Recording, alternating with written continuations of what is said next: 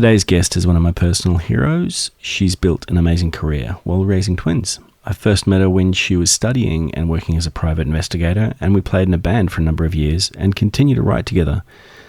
Her primary focus is in regulatory law, which involves a number of technical industries, including telecommunications. Her work has recently expanded, in some cases, into other jurisdictions. I'm really proud to introduce my good friend, Siobhan Ford. This is the Nerd Out of Water podcast with Michael Lobb.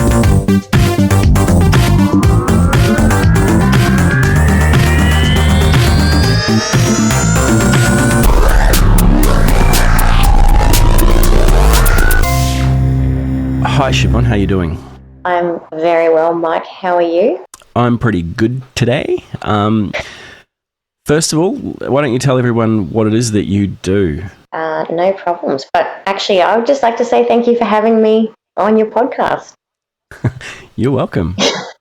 And congratulations on this podcast. This is really exciting stuff. Oh, thanks. It's been a while coming as well. So yeah, awesome. Well, I'm very honoured to be here. So hopefully, I've got something to say that's interesting. People. Of course, everyone does. Well, let's see. Okay, so I'm a regulatory lawyer, and so without getting too technical, I basically provide legal advice to my client, my organisation, in relation to the laws which relate to certain industries. So in Australia, certain industries are subject to explicit economic regulation. And those industries just happen to be quite technical in nature, so includes energy, transport, telecommunications, water. So my job involves not only understanding economic principles and, of course, legal principles, but I need to then be able to apply them to these actual industries, which involves figuring out what's going on there. So, yeah, that takes up a lot of my brain space at the moment. Yeah, I bet. And I've known you for a while, so apart from like social media and things, you don't really have a tech background. So how do you keep up with all of that? Well, first of all, I'd just like to say I'm actually on a social media hiatus. Have you noticed? Oh, good. Yeah, and it's actually like I've deleted a couple of social things off my phone, which has, I reckon, saved me about three hours a week.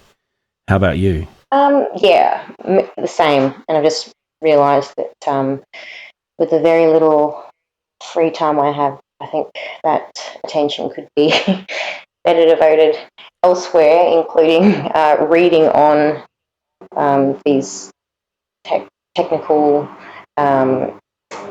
issues that I'm working on and just the industries in general.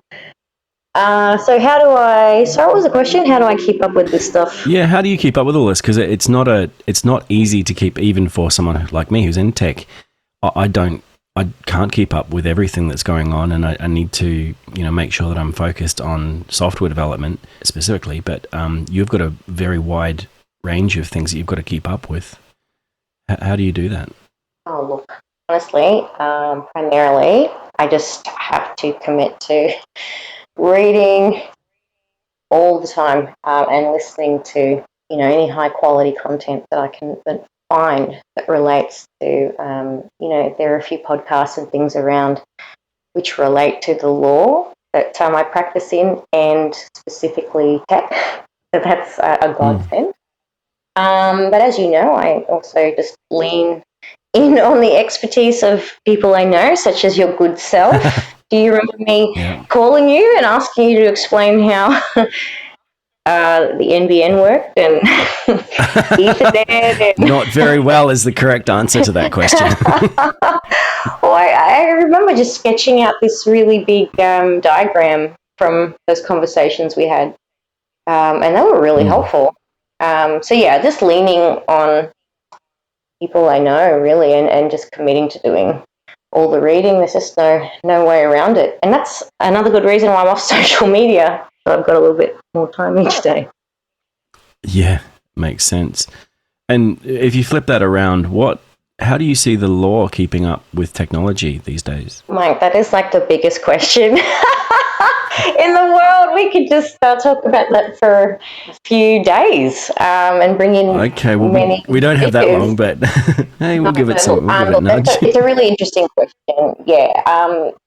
Look, there's a lot of people, like, that's a really hot topic right now, obviously. And it's not a new question. I think, people have been really, on about this since the Napster case back in the day. Well, Remember that? even before that, who would possibly use a telephone? Oh, oh, well, yeah, okay, if you want to go that broad, that is absolutely true. And look, I think the truth is there's always going to be a lag. And I mean, maybe that seems more pronounced because technology just seems to be evolving. Yeah, because it's moving faster, isn't it? And it makes it much more difficult to legislate around things that may not be available right now. That could be in the future. There is. And there's also the question for, lawmakers, around, so do you put into place laws that are so broad that they're going to catch future technologies? How far do you go? Because you also don't want to stifle innovation, I guess.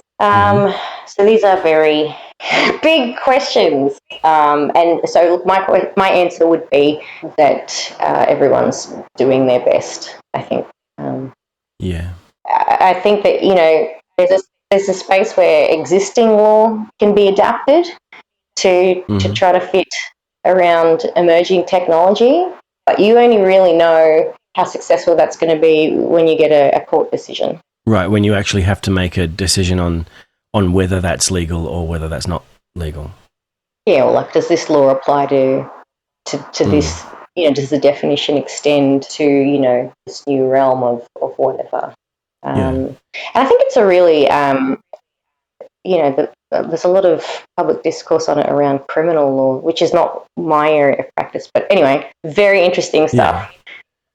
I mean, you and I have both been in the music industry, and AI is taking on a lot of creativity kind of work. You can create music now from an AI that uses information that comes out of learning. That sort of stuff is what intrigues me, is how do you enforce copyright on something that you've written using an AI? I didn't even know that was a thing until right now. That is really interesting. Does that mean we should get the band back together? Or? We totally should. In fact, we can probably have some new band members that are just robots. Well, is it easier to build a robot that can write a good song, or is it easier to write a song? For me, it's easier to write a song, but I've heard of some albums being written with AI as a basis of things, and I've given it a couple of tries with writing some AI inspired music, and you've heard some of that, and it's interesting how it comes out. What are your thoughts on AI taking on the law industry? I've read some articles recently about how machine learning and algorithms that are feeding AI can present judgments or present findings based on, thousands and thousands of cases a lot quicker than any lawyer possibly could. Is that a threat, or is that a benefit, or something that's going to assist lawyers into the future? Look, that's something that I've turned my mind to. No one wants to become obsolete, and colleagues and I talk about this. And yeah, I've read that sort of speculation as well. Look, I think you can, it's just a given that, that basic repetitive legal work probably will be taken over by AI. I think that some of it's already going that way. And I don't think that's a bad thing. I wouldn't mind if, those kinds of tasks were redirected. But, I don't buy that the sort of nuanced and, analytical work that we do is something that AI I can't conceive.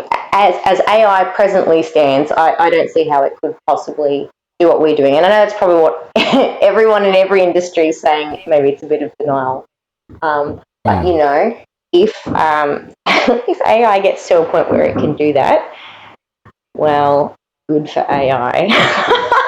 But I don't see it Yeah. as a threat anytime soon. I think it's an interesting question because I think in our industry, and also a few of our clients have call centers, which we've seen Google come up with the ability to call a pizza store and order a pizza and sound like a human, and that's got huge implications for call centers.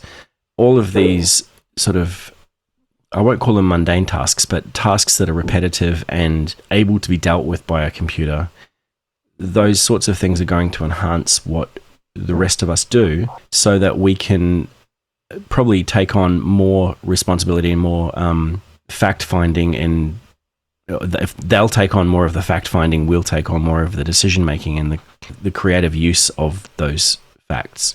Well, I can certainly say that in my field, I would not be sad about the mundane stuff going away, leaving more time for the No.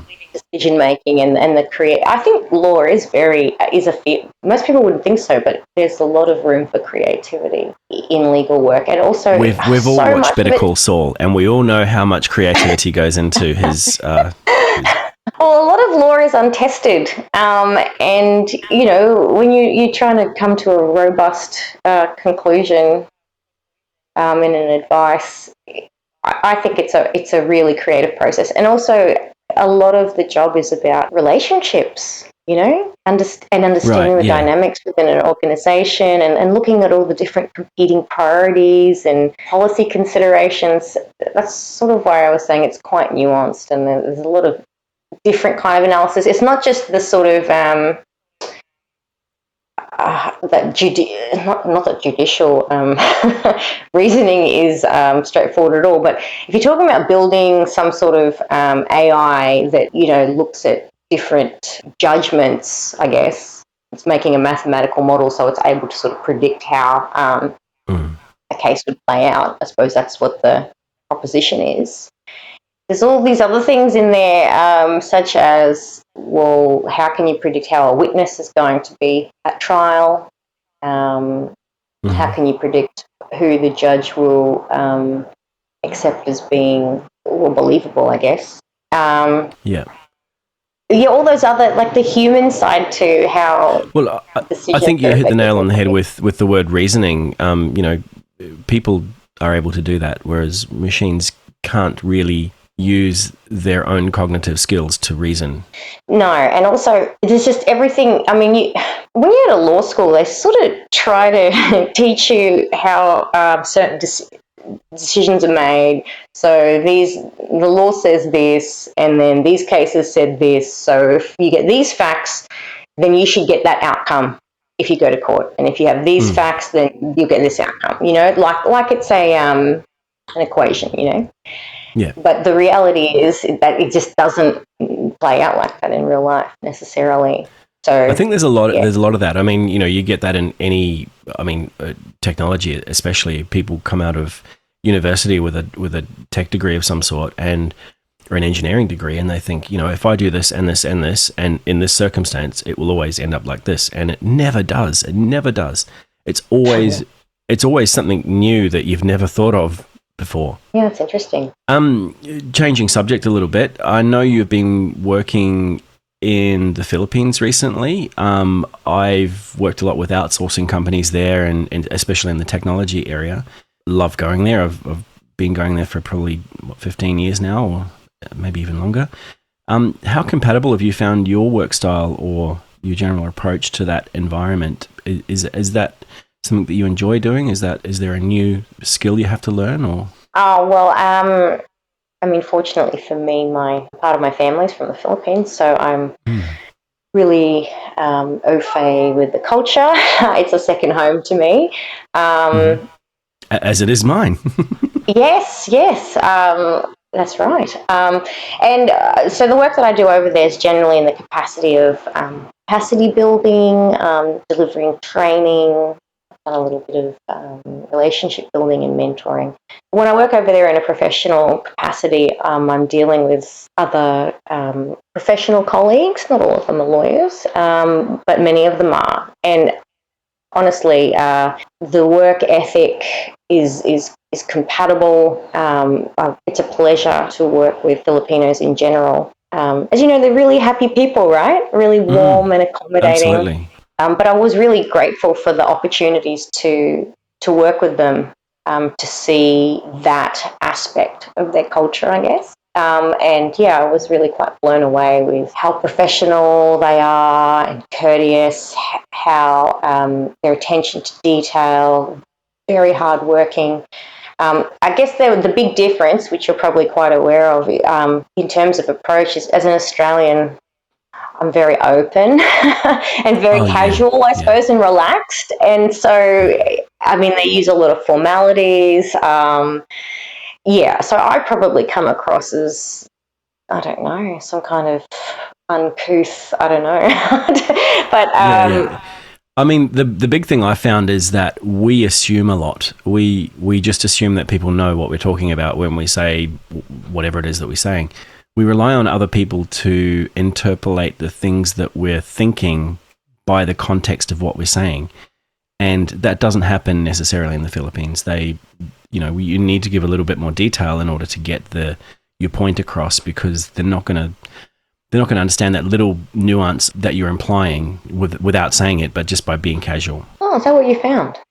Yeah, that's what I found. It's like there's a level of, I'll say point A and point B, but there's something actually in between that, which is I know, and everybody else I speak to would know, but no one in the Philippines would understand that because it's a contextual thing that maybe our experiences are a little bit different due to the I guess the cohort of professionals that I'm dealing with.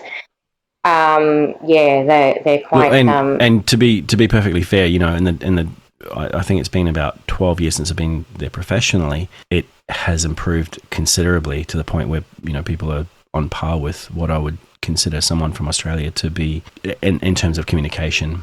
And I know companies, the big companies here that are outsourcing to the Philippines, spend a lot of time doing training for their staff to say, this is how Australians communicate, and you've got to understand that they're not going to say everything all the time, and you're going to have to guess at some things, and most of the time your guess is going to be fine. You know what? It might be the case that I don't notice the phenomenon you're describing because I am, in a way, Filipino myself, and I've grown up, I was raised by Filipinos. So maybe what you're describing is something that is just already automatically built into my expectations of communication. Possibly, yeah. Interesting. It is interesting. But sorry, the bottom line is I was pleasantly surprised that I don't know if I was surprised, but it was a pleasant discovery that the two cultures are so compatible in a professional context. They're very diligent people, very thoughtful people. Really, and I think that what do you call that, collectivist? That collectivist approach. I think that it actually, I mean, at least in the context of the sort of work I do, I really feel that fuels the desire to bring about public benefits, which then pushes individuals to give their very best, which I think is really... That makes perfect sense to me when you say that, because that's exactly what I've experienced in terms of, there is a collective outcome that everyone's trying to achieve. Individuals will work to meet that outcome. But it just occurred to me that this conversation sounds like we've been paid by Tourism Philippines. Maybe. Okay. Well, if anyone wants to give us some donations, we're... That's hilarious. Sorry, I probably No, that's fine. And also, I obviously have worked with a lot of the BPO companies that are based in Manila and in Clark and in Cebu. So, we've had similar discussions with people, with foreigners and local people who are based there, who various different observations of the differences between Australian and Filipino culture. I always just enjoy arriving there and having an amazing conversation with a taxi driver who I've never met, who is inevitably set to become my best friend. Really? Yeah, every time I jump in a cab, I get an amazing conversation from someone who just wants to invite me around for lunch and meet his family, and we're best mates by the end of the ride. I think that's just the kind of person you are. I've been going there for 40 years and no cab driver's ever talked to me. So Really? yes. Oh, sorry. All right. I'm Well, okay. I think one yelled at me once when I was about 7 because I wondered what would happen if I opened the door when we were speeding down the highway. So I You'll conducted that little die. That's what he experiment. was yelling at you. Yeah, well, I mean, it's hardly surprising in retrospect, but at the time it was quite a shock. Yeah. Anyway, let's change subject a little bit. Something I don't like to talk about very often is the gender gap. But what I do want to understand is how you think we can improve things for the future. I mean, you've got a daughter, and I know that she's probably not likely to get into technology. Maybe she will, but how can girls like her become more influential in their industry, even if that's not the technology sector? Like, how do we make the professional industries more attractive to girls? Well, when you first started asking me that question, I thought you were going to ask about law, and I was going to point out that I think there are more women than men in law now. There probably are, but in technology, it's the opposite. It's very different. Exactly. Well, that is growing, true. I'm aware that that's true. And so, look, I mean, even as a lawyer working in a technical area, that's not something that jumped out at me initially in my career. And the thing they always say, it's hard to be what you can't see. I think that's quite true. I have a good, a good friend. She's a well-respected colleague, and she has been in this field for over a decade. Could be longer, but at least a decade. And every now and then I would sort of ask her, like, why are you doing what you do? It seems, this or that, dry or confusing or boring or whatever it is I would have said. And, she was really enthusiastic in sort of selling the benefits and how exciting the area is. And that did influence me. And I did speak with her before I decided to make the move, because it was a very big move for me. Yeah, it's huge moving from like a non-technical to a technical sector. Huge. And, that meant I had to humble myself and say, I'm going to start again and really put myself out there and it's obvious I don't know much. I read something the other day. I read something the other day that said you've got to have the courage to become an idiot again and in something you don't know. Oh, well, that's my last 2 years or 3 years of life. But it is really true. But so I think so now that I'm in this role and I'm just enjoying it so much, and I love being invigorated by learning new things, and I mean, it is interesting in and of itself. I try to convince other women to come on over, So I think it's important for women to make themselves visible and talk about why tech is exciting and why it does suit our lifestyle. Or, I mean, a lot of people don't want to get into certain areas, like just say like actual pure tech, because it might have a reputation for being, cutthroat. Maybe it's not family friendly, or like it might have some sort of, I don't know, some kind of reputation. And I mean, it is a very male dominated industry where in the past, and I mean, I've been programming and in software development since the 90s. It is very male dominated. There's not a lot of women that come along, and when they do, they're normally in admin or whatever. But as it came into 2000s and 2010s, and now we're in 2020, it seems to me like it is reaching that point of equality where there are women in tech who are amazing and they're doing an amazing job, and it's more like it's the same as remote working. We don't care where you are in the world as long as you're doing the job and be good at what you do and be passionate about what you do, and everything's fine. Well, I don't really know much about the industry, beyond my 5 seconds sort of working on the periphery of it. What do you think has turned women off? I think that there were a lot of guys that were made it hard for not just women, but anyone who wasn't fundamentally a psychopath. I don't mean that lightly, because the people that I knew back in the 90s were just so cutthroat. And this was, pre Silicon Valley, pre everything. And, every tech person I knew was probably more of a salesperson, and salespeople in the 90s, if you've ever watched The Wolf of Wall Street, that's pretty much what for me the tech industry was like back then, as it was coming into towards the year 2000 and the dot-com boom. It was full of guys who were full of themselves, and as a mild-mannered software developer, you kind of just fit into that as someone who writes code. You don't have a name, you just have a SVN repository login. That's interesting. And it's interesting to me because that doesn't sound, I mean, it's different, but, if you think about the legal field historically, hasn't been, it traditionally was male dominated. And I don't know, I think it really goes back to that, it's hard to be what you can't see. By the time I got to uni, year 2000, I think it was, I mean, most of my lecturers were women. And in fact, maybe it was an even split, but I mean, it's certainly when I was in the law school, I didn't feel like, oh, it's all dudes here. And I think my classmates, it was split about 50-50. If you can see women in an area, it makes it seem tenable. And if you can hear their experiences, I think that it can really inspire other women on the way up. Yeah, so that's what I would say.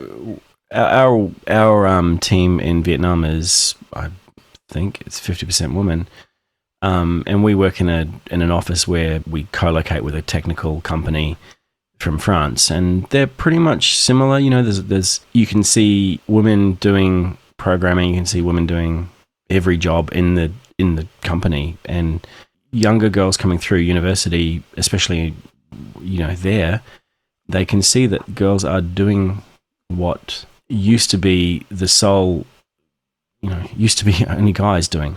And it's great because I think that we need a different mindset in 2020 and much earlier than that. But we do need a different mindset. People do things differently, and we need that to be something that adds a new dimension to how companies work. Well, I'm all for that. Bring more women in. Diversity. Yeah. If you were going to ever consider going into business for yourself, what would you consider to be the most challenging thing? Well, I'm a very social creature, so I suppose if the nature of my business had me spending long periods of time in solitude, I would probably go a little bit crazy. Is that something that happens in your job? Do you spend a lot of time on your own or researching and things like that, or is there?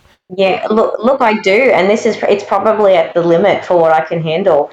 I work from home. I'm really fortunate to work flexibly. So I work from home a couple of days a week. And that's great because, I mean, I can focus and I can really read and think, especially if I am drafting a more complex sort of advice. But at the same time, I do feel a little bit odd at the end of saying isolated from your co-workers and from just in my own head for so long. I find it really hard to drop. I was thinking about this the other day. I find it really hard to drop any kind of intellectual puzzle that my brain's working on, which makes working at home a challenge because it doesn't matter if it's 6 o'clock or whatever, and people are around me, my brain's still sort of working on it. But I've got a better chance of putting it down if I, need to go to a meeting or if I'm presenting at a meeting, people in front of me, you know what I mean? Whereas if I'm just sort of by myself, I will just keep mulling over things endlessly. And I don't know that that's the best thing. So if I was running a business that required me to sort of be by myself for long periods, I'd find that a challenge. I'd have to You'd have to hire someone else to do that stuff, or get an AI to do it. Can you talk to an AI? Or you mean them to do it so I can go out and talk to other people? Get them to do it so you can go out and talk to other people, yeah. Oh, fair enough. Look, there's 3 questions that I'm asking everyone, and these can relate to your industry or your role or your personal, progression through that role. What would you do differently if you had a chance? I think, and nothing is an okay answer. Like, everything's perfect. It's great. That's an okay answer? That's a tempting answer because it's very easy. But I think that if I could change, not if I could change. So if I could go back in time or something to my younger self, I would really encourage that version of myself to take more chances earlier and put myself out there more. I think it takes so long before you before you have the courage to really take for me anyway, to take professional chances, and they've all paid off for me. And I just, I think I could have started a lot earlier. If you'd done that earlier, you would have been in a different position to what you are now, and it would have probably provided you with different opportunities and maybe other opportunities that could have advanced your career earlier. Maybe it all would have gone to hell. So maybe it's better that I did it. Maybe you'd be on the streets. I don't know. If you weren't doing what you're doing today, what is it that you would be doing? I would. Well, let's face it. We'd probably be touring. We'd probably be touring, right? Yeah, we'd still have our old band, and we'd be playing. We'd probably be playing some weird bar in the Philippines somewhere. There you go. Like Cowboy Grill? I don't know. Yeah, maybe. Yeah, we'd be playing. Yeah, Cowboy Grill would be okay. I'm done with that. Yeah, so we could still do that though. We could still do that, right? I think I'd played. I didn't play. I sung a song in Hobbit House. Really? Yeah. Just one song with a band that I knew. Oh, that's dope. We should try to do that next time we go over.